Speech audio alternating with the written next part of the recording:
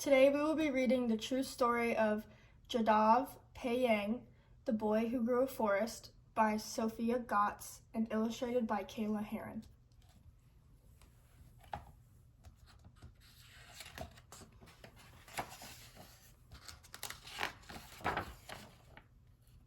The best time to plant a tree was 20 years ago. The second best time to plant a tree is now. Proverb. In India, on a large river island, among farms and families hard at work, there lived a boy who loved trees.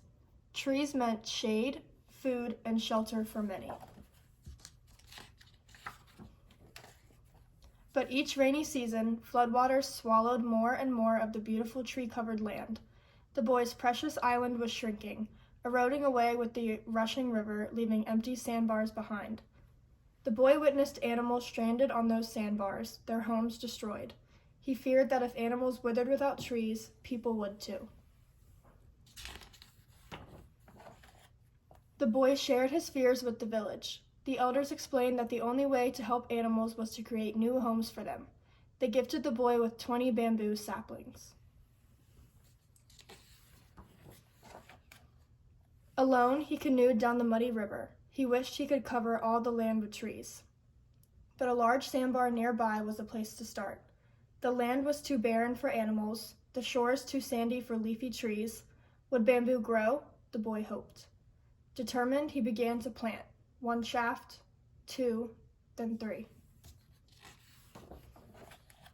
Every day he watered the saplings by hand, sweat trickling down his face and chest. He built a watering system to help, and lugged heavy buckets from the river. His arms grew tired, his back sore. Still, each day he tended to the plants, and over time the bamboo patch grew into a healthy thicket. The boy was proud of his work, but he worried it wouldn't be enough to stop the swelling river or to provide shelter for animals. If he wanted more plants to grow, he would have to create a richer soil. The boy carried cow dung, earthworms, termites, and angry red ants that bit him on the journey to their new home. He brought seeds from neighboring villages, over trails, through brush, down the river. Each day, he planted. As years passed and the boy grew, so did a forest. 10 acres, 20 acres, then 40. Wildlife returned for the first time in many years. Buffalo, one-horned rhinos and snakes, gibbons, migratory birds, and elephants. The man's forest teemed with life and diversity. Not everyone was happy. Fear swept over the villages when tigers arrived.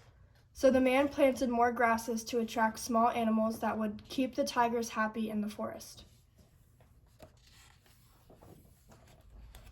Elephants wandered into neighboring farms to feast on the crops, so the man planted more fruiting trees to help feed the hungry elephants.